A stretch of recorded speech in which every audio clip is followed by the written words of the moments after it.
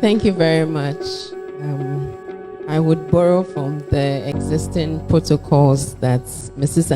Asari has established, but particularly acknowledge the presence of our special guest of honor, our Minister of Local Government and Rural Development, Honorable Dan Butchie, and the leadership of Edify Ghana.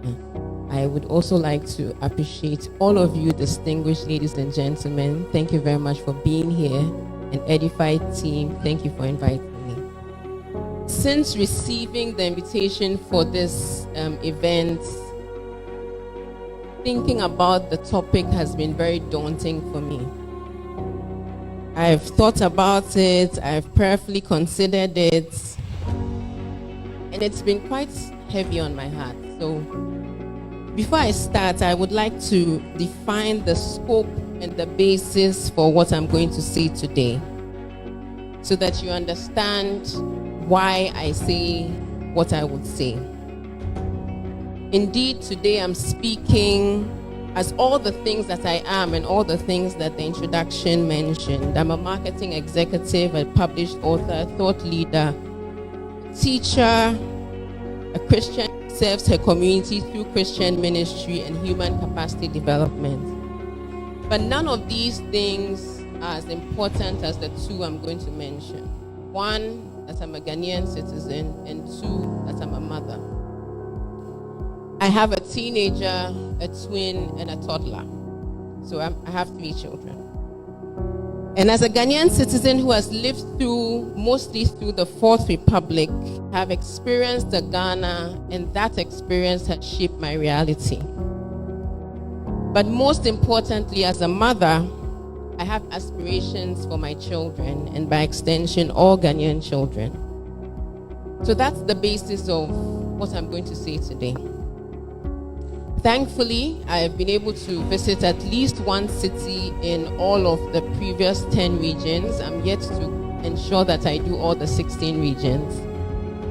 But as I go around Accra and all of these other countries nationwide, there are questions that come to my mind.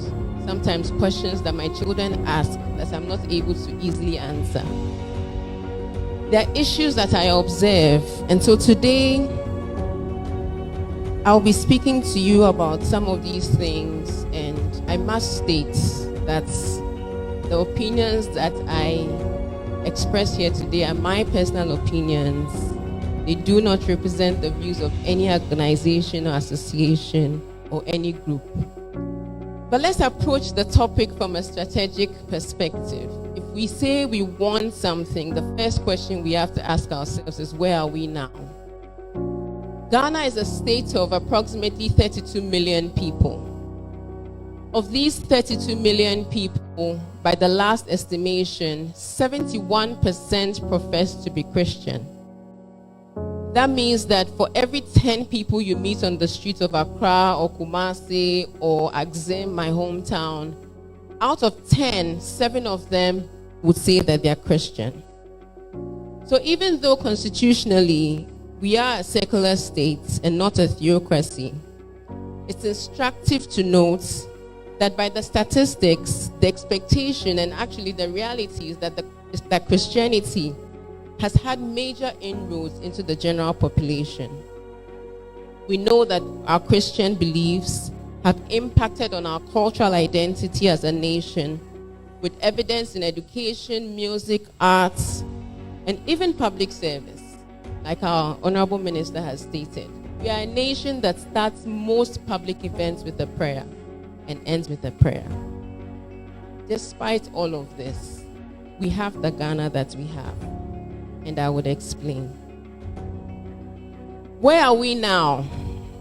Poverty exists in Ghana, as it does in other places of the world. But we cannot discount the impact of poverty and in the Ghana that we have. I don't want to get into statistics, but let me tell you a story.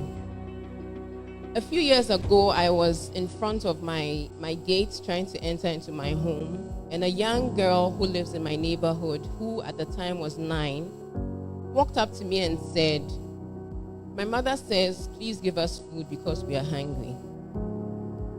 It wasn't the first time, so it wasn't something surprising to me. So I proceeded to ask her how she was. I engaged her, particularly asked her how school was that day. Because this is a girl who at the age of 9 had just started school.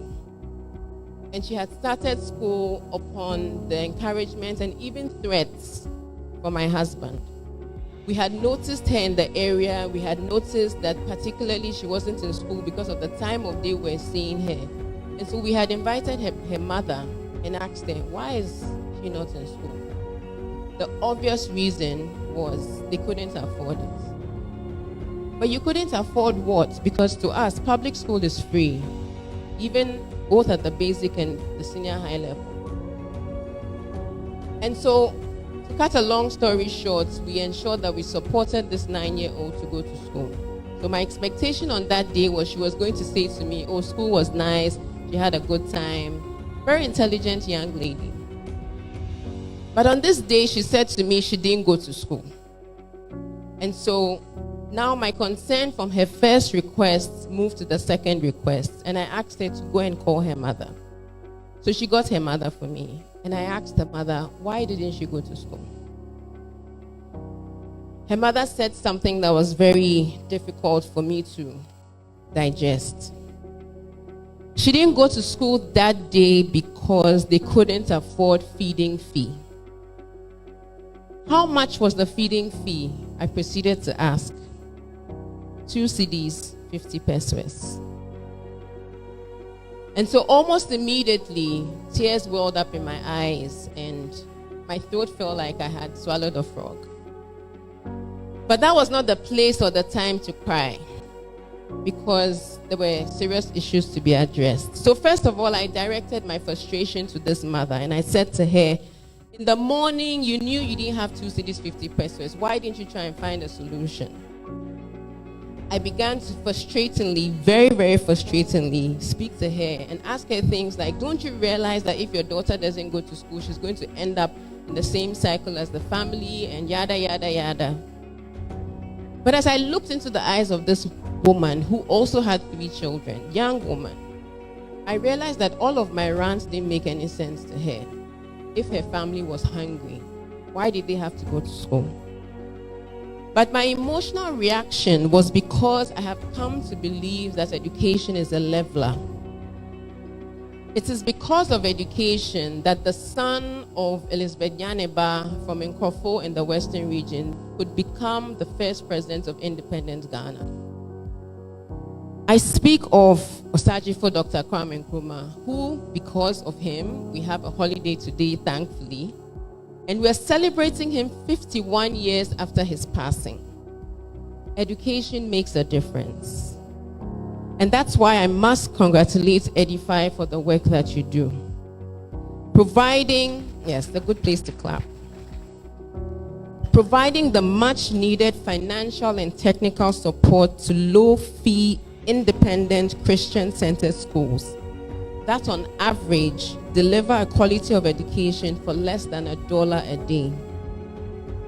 Because of the work that you do, you ensure that some children who may otherwise have not had access to this opportunity of education now do so.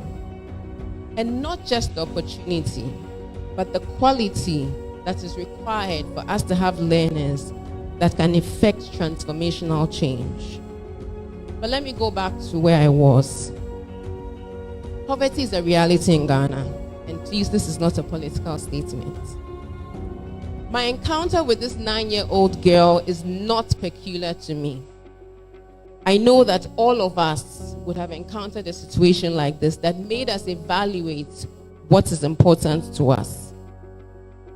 My frustration was misplaced because the family didn't think that education was more important than the hunger pangs that they were feeling. And this level of lack that doesn't allow our people to rationally think, the hunger that makes people irrational and dangerous, is something that must concern all of us. Hunger and poverty makes people do very dangerous things.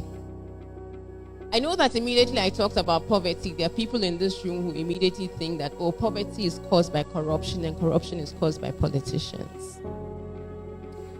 But today I'm not here to answer too many questions. I want to ask you some questions that allow you to reflect. Are we not a reflection of the leadership that we have? Are we not a microcosm of our leaders? When our head of CT was speaking, she used a scripture in the Bible that talks about the reflection in the mirror. Can we look at that reflection and actually see that we reflect Christ?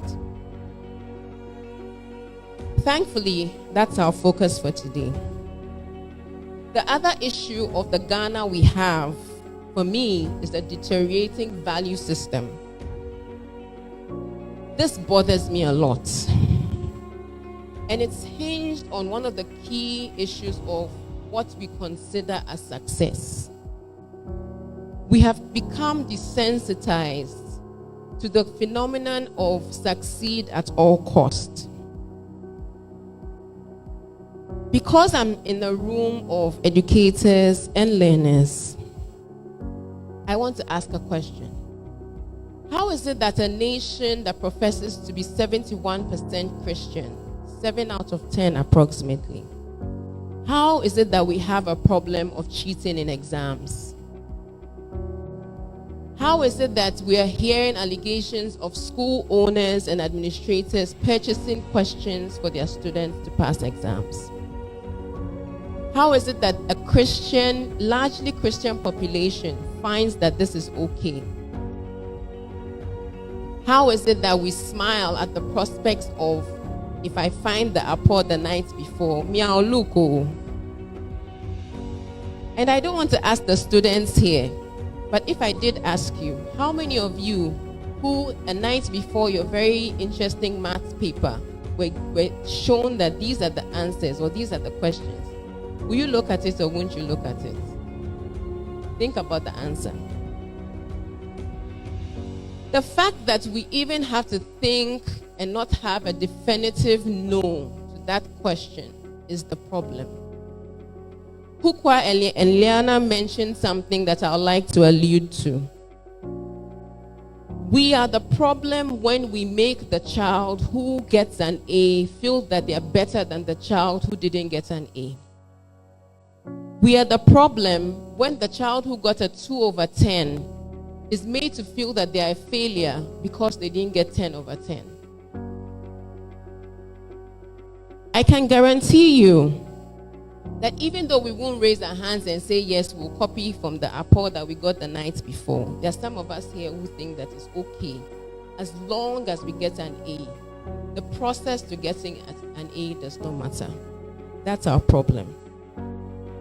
But it's not just the students thinking like this. It's the problem with educators. It's the problem with parents who would do anything to make sure that their children are able to roll with the Joneses. But this is where the challenge is, because those children become the managers who don't know anything about the jobs they're supposed to be doing. They become your colleagues at work who come to work and don't know anything about what they're supposed to be doing. They become the doctors, the lawyers, the teachers who create a system that we have, like we have now, that can have serious dents and cracks. Think about a pilot piloting a plane who, because he copied or she copied in an exam, doesn't know what they are doing. That prospect should scare you. And that's why we need to think and talk about the fact that we have to return and ensure integrity in our educational system. It's not a nice thing for us to just think that, yes, once the school gets high grades and gets awards, we're excited. We know that cheating is a problem in Ghana. It's an elephant, not the MPP elephant, but an elephant in the room that we pretend does not exist. It does exist, and we need to address it. The Ghana we want starts from us accepting that we have a situation now and then gradually ensuring that our values return to what they should be. Our values start from showing our students an example that we set as educators. Can we confidently say that we have upheld the values that Jesus will be happy with? Did we do all things in excellence and in high integrity? Or are we paying for our awards so that people can be happy with us? Are we really modeling after Jesus? We are very, very quick to point to the politicians. But who are the people in the civil service and public service? Are they not the same people who sit with us in church on Saturdays and Sundays? Are they not us? We need to definitely hold leadership to account. But let's also look at ourselves and determine for ourselves what role we have played to get to where we are now. Where are we now?